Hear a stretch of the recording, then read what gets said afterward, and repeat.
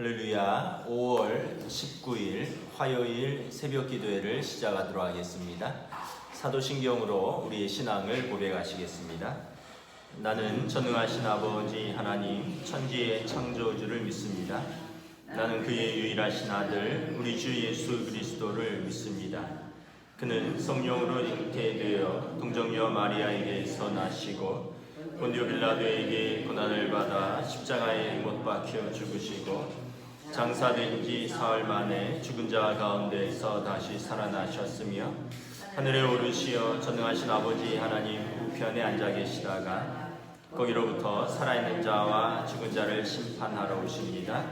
나는 성령을 믿으며 거룩한 공교회와 성도의 교제와 죄를 용서받는 것과 몸의 부활과 영생을 믿습니다. 아멘. 찬송가 351장 찬양하시겠습니다. 찬송가 351장입니다.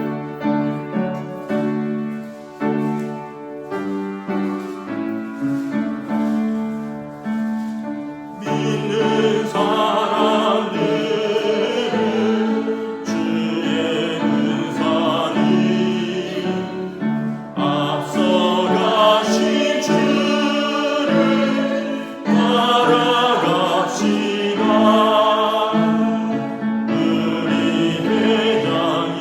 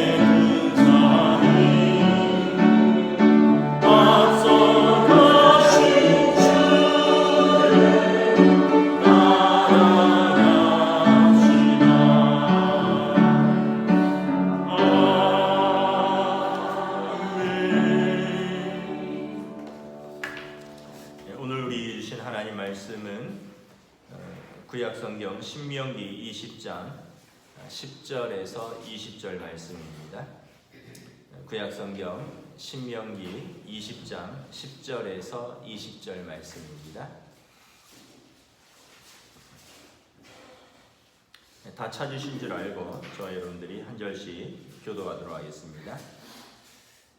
내가 어떤 성읍으로 나아가서 치려할 때에는 그 성읍에 먼저 화평을 선언하라.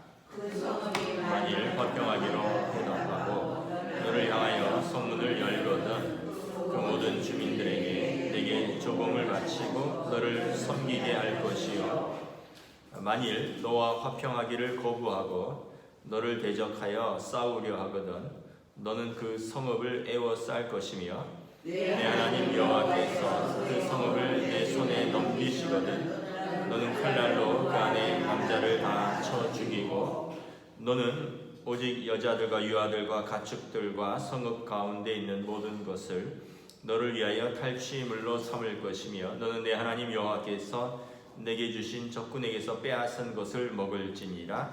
내가 내게서 멀리 떠난 성읍들 곧 이 민족들에게 속하지 아니한 성읍들에게는 이같이 행하려니와 오직 내 하나님 여호와께서 내게 기업으로 주시는 이 민족들의 성읍에서는 호흡 있는 자를 하나도 살리지 말지니 곧 헷 족속과 아모리 족속과 가나안 족속과 브리스 족속과 기위 족속과 여부스 족속을 내가 진멸하되 내 하나님 여호와께서 내게 명령하신 대로 하라. 이는 그들이 그 신들에게 행하는 모든 가증한 일을 너희에게 가르쳐 본받게 하여 너희가 너희 하나님 여호와께 범죄하게 할까 함이니라. 너희가 어떤 성읍을 오랫동안 에워싸고 그 성읍을 쳐서 점령하고자 할 때에도 도끼를 불러 그곳에 나무를 찍어내지 말라. 이는 너희가 먹을 것이 될 것이니 찍지 말라. 들의 수목이 사람이냐 너희가 어찌 그것을 에워싸겠느냐. 함께 읽습니다. 다만 과목이 아닌 수목은 찍어내어 너희가 싸우는 그 성읍을 치는 기구를 만들어 그 성읍을 함락시킬 때까지 쓸지니라. 아멘. 어제 본문에서 전쟁에 임하는 이스라엘은 적을 보고 두려워할 필요가 없다. 하나님께서 그들과 함께 하신다라고 말씀을 드렸습니다. 오늘은 이스라엘이 전쟁에 임하는 두 가지 수칙에 대해서 말씀을 드리겠습니다. 가나안 땅이 아닌 다른 민족과의 전쟁에서의 수칙입니다. 우리 1절부터 10절부터 15절까지의 내용이 이제 가나안 민족이 아닌 다른 민족과의 전쟁의 수칙인데, 우리 15절 먼저 한번 읽도록 하겠습니다. 시작. 내가 내게서 멀리 떠난 성읍들 곧 이 민족들에게 속하지 아니하는 성읍들에게는 이같이 행하려니와. 이스라엘은 이방의 성읍들이라고 해서 무분별하게 초토화시켜서는 안 된다는 것입니다. 이스라엘은 정복 전쟁이 아니라 불가피하게 어떤 방어 전쟁을 해야 할 때가 있는 것이죠. 10절에 보면 먼저 이스라엘 군대가 적군의 성읍에 도착하자마자 제일 먼저 해야 할 일은 샬롬을 선포하는 것입니다. 그 성에 먼저 화평을 선포하는 것입니다. 그러니까 전쟁을 하지 않고 항복을 할 수 있는 기회를 주는 것입니다. 그러니까 이 전쟁이 정복 전쟁이 아니라는 것을 보여주는 거죠. 그래서 11절에 만일 그들이 항복하면 그들을 죽이지 않습니다. 이거 죽여서는 안 됩니다. 이것은 율법입니다. 그들의 소유나 재산을 몰수해서도 안 됩니다. 단지 이제 죽음과 봉신의 관계를 맺는 것입니다. 죽음과 봉신의 관계는 뭐냐면 서로 계약을 맺고, 봉신은 죽은의 나라에 조공을 바치는 것입니다. 매년 때가 되면 조공을 바쳐서 신하로서의 예를 다하고, 죽은은 봉신의 안전을 책임지는 것입니다.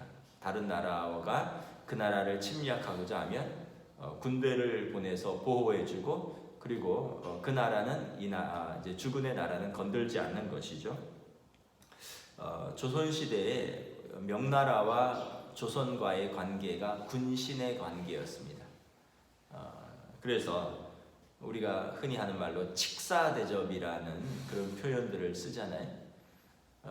그 어떤 표현이냐 하면 조선시대의 조선왕조실록이나 세종실록에 보면 명나라에서 황제의 칙서를 들고 사신이 옵니다. 이 사람이 칙사입니다. 황제의 칙서를 들고 사신이 도착을 하면 창경궁으로 안내를 합니다. 그러면 조선의 왕과 신하들이 나란히 창경궁으로 가서 이제 사신을 맞이하죠. 사신과 우리나라의 왕이 두 번 서로 맞절을 합니다. 그러니까 같은 신하인 거죠. 우리나라의 왕은 명나라의 신하인 거죠. 그래서 명나라의 사신과 우리나라의 왕이 서로 두 번 맞절을 하고 황제의 칙서를 받습니다. 황제는 조선 국왕 누구누구에게 칙서로 유시하노라 뭐 이러면서 이러한 계약은 힘이 강한 나라와 약한 나라가 상호 불필요한 전쟁을 피하고 평화 조약을 맺는 당시의 관행이었습니다. 힘이 약하니까 어쩔 수 없는 거죠. 12절에 만약 그 성읍의 거민들이 이스라엘의 화평을 거부하고 싸우려고 하면 어떻게 해야 됩니까? 그럼 이스라엘은 그들을 정복해야 합니다. 먼저 그 성읍을 에워쌉니다. 그리고 13절에 보면 전쟁에 나온 모든 성인 남자들을 진멸합니다. 14절에 보면 그들의 아녀자들은 노예로 삼을 수 있습니다. 그리고 그들의 소유물은 전리품으로 탈취할 수 있습니다. 그러니까 이게 전쟁의 비극이죠. 우리가 남의 도시를 침략하여 정복하는 것 자체가 잔인한 행위라고 할 수도 있지만 고대 근동의 다른 민족들의 전쟁사를 보면 얼마나 잔인한지 모릅니다. 뭐 여자들도 뭐 코를 베고 귀를 베고 또 뭐 아녀자들을 다 죽이고 우리가 무슨 영화 같은 데를 보면 여러분 그 청나라가 이제 그 우리나라를 공격했을 때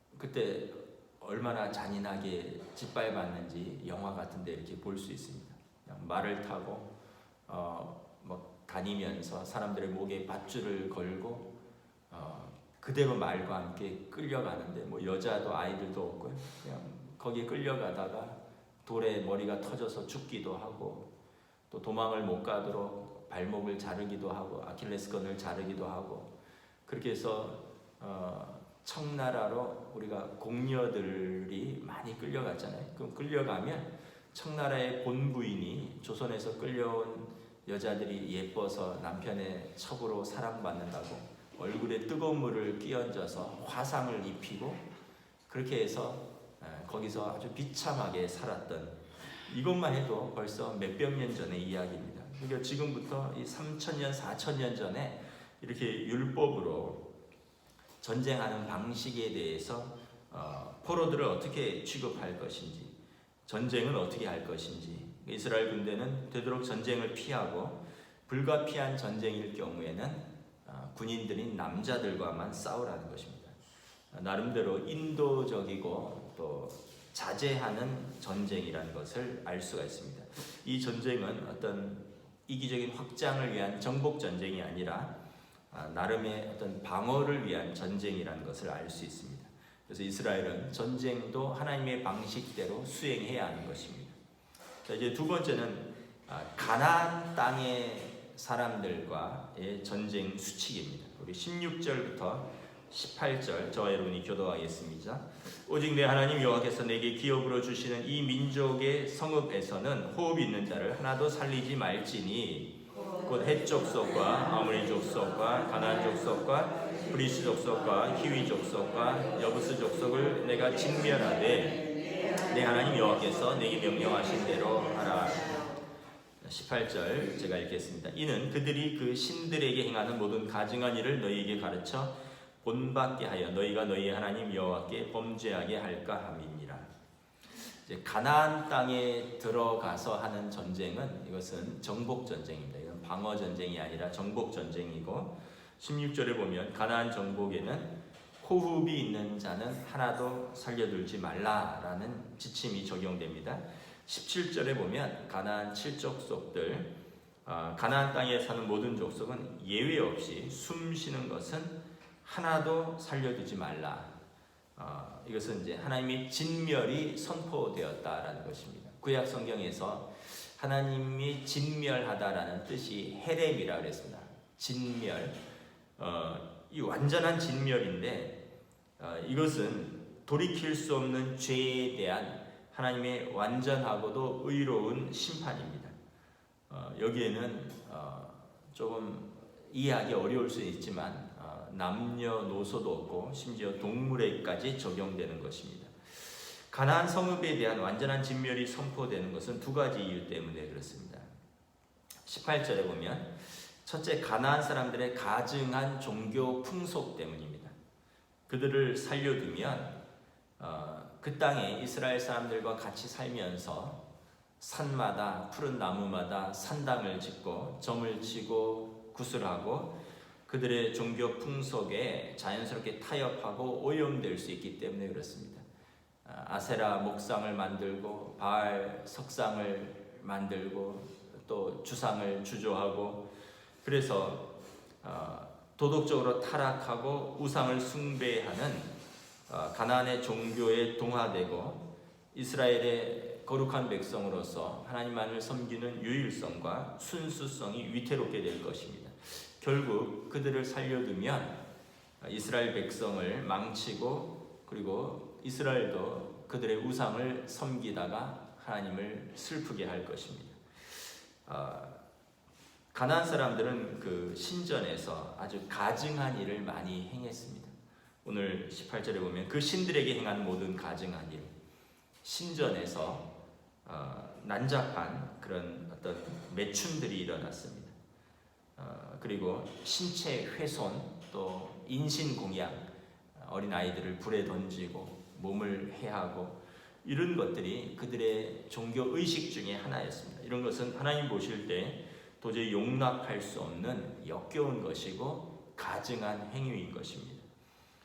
성경에서 보면 그 땅에 죄악이 관영하였다라고 표현을 하고 있습니다. 관영하다는 것은 그 땅에 가득 찼다 이런 것입니다. 만연하였다 이런 것입니다. 그래서 하나님께서 그 땅을 이제 깨끗하게 어떻게 보면 완전하고도 의로운 심판을 행하시는 것입니다. 그리고 이스라엘에게도 경고를 하는 것입니다. 너희도 그 땅에서 이러한 죄 가운데 살면 너희도 이렇게 진멸될 것이다 라는 것을 하나님이 상징적으로 선포하는 것입니다.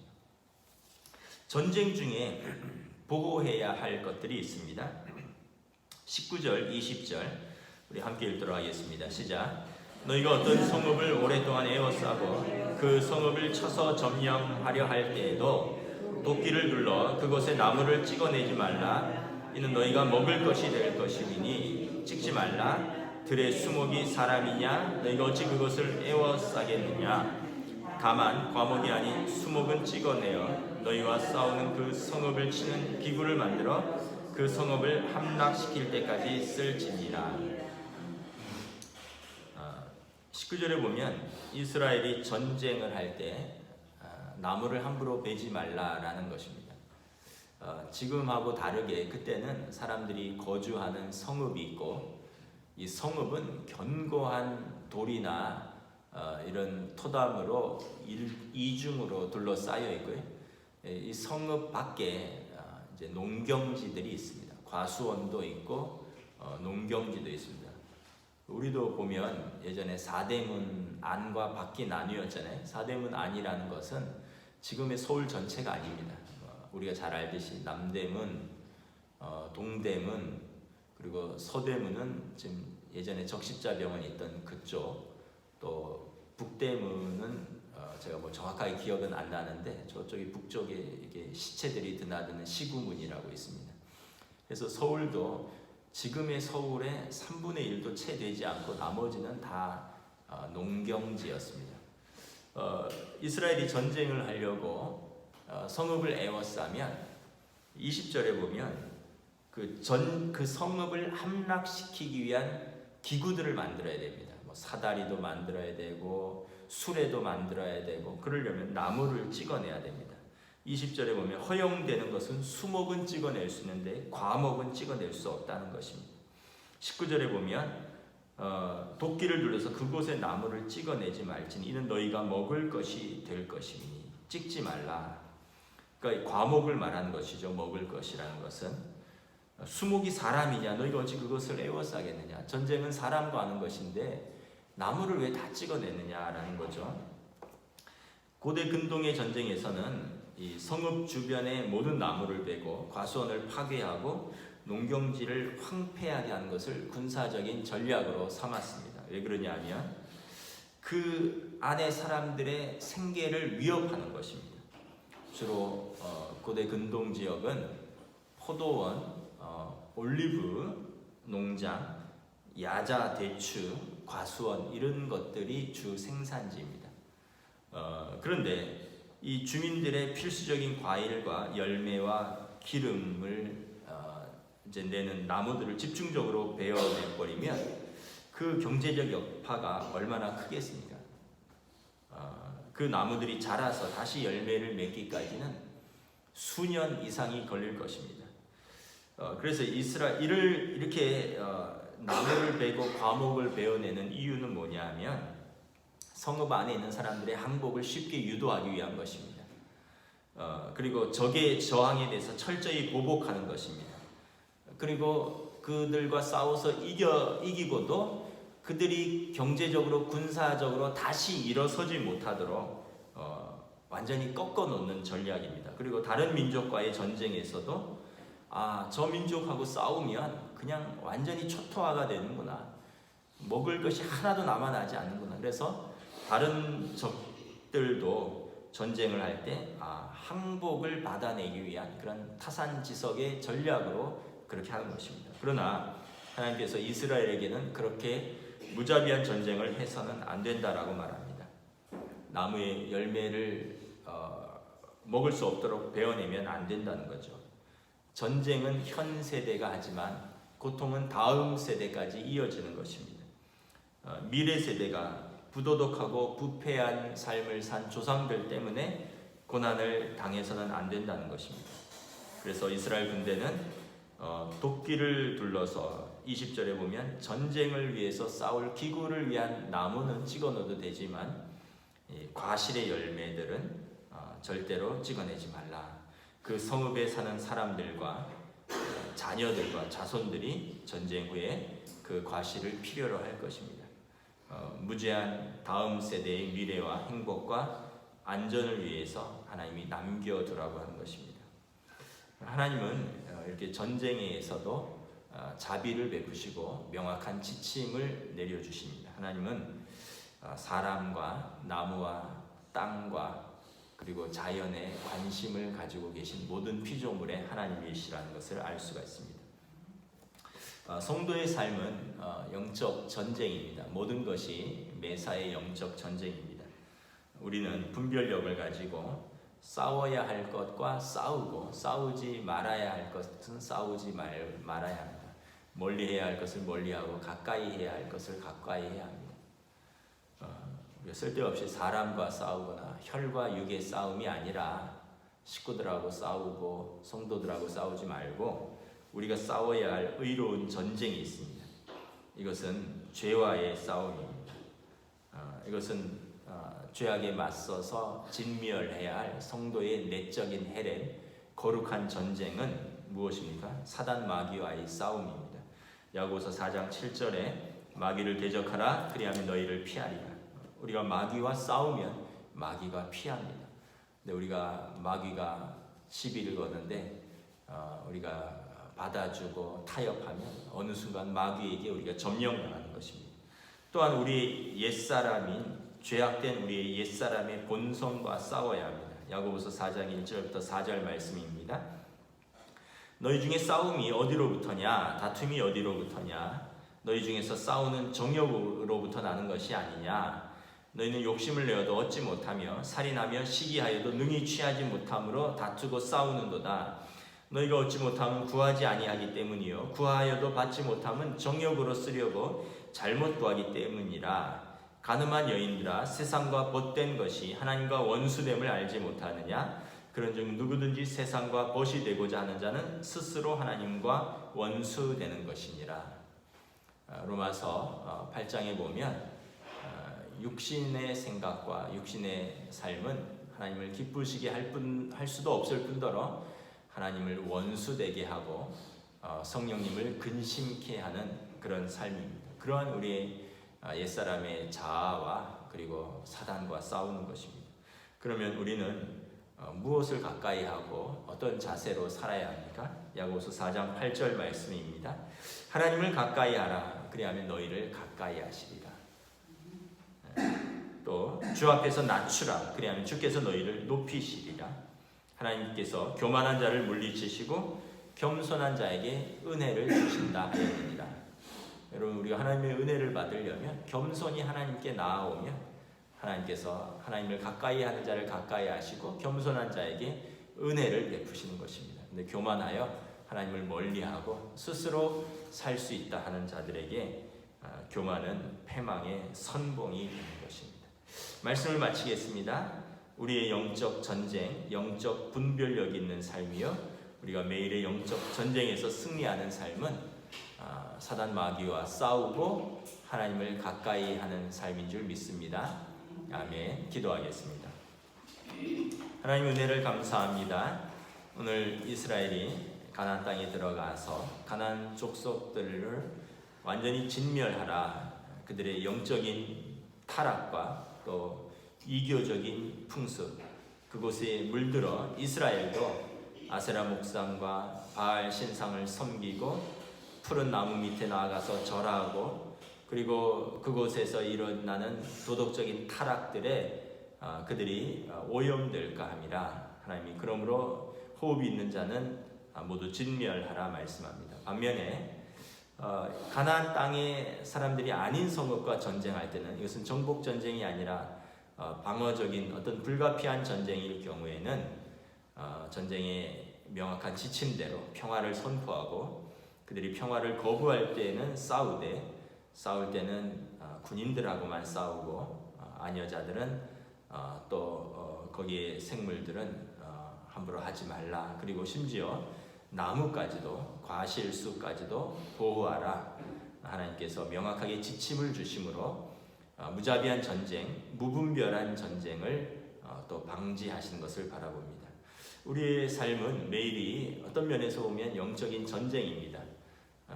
우리의 감정을 또 무너뜨리고 우리의 생각들, 우리의 마음들을 무너뜨리고 무엇보다 우리의 믿음을 무너뜨리는 많은 일들이 생겨납니다. 우리가 분별력을 가지고 피할 것은 피하고 또 싸워야 할 것은 거룩한 영적인 싸움을 싸우고 그리고 하나님 앞에서 지켜나가야 할 것은 지켜나갈 수 있는 그런 우리가 거룩한 주의 백성 또 우리가 명확한 지침을 가지고 분별력 있는 그러한 믿음의 삶을 살 수 있도록 오늘 하루도 인도하여 주시옵소서. 감사를 드리오며 우리 주 예수 그리스도 이름으로 기도드리옵나이다. 아멘. 하늘에 계신 우리 아버지의 이름을 거룩하게 하시며 아버지의 나라가 오게 하시며 아버지의 뜻이 하늘에서와 같이 땅에서도 이루어지게 하소서. 오늘 우리에게 일용할 양식을 주시고 우리가 우리에게 잘못한 사람을 용서하여 준 것 같이 우리 죄를 용서하여 주시고 우리를 시험에 빠지지 않게 하시고 악에서 구하소서. 나라와 권능과 영광이 영원히 아버지의 것입니다. 아멘.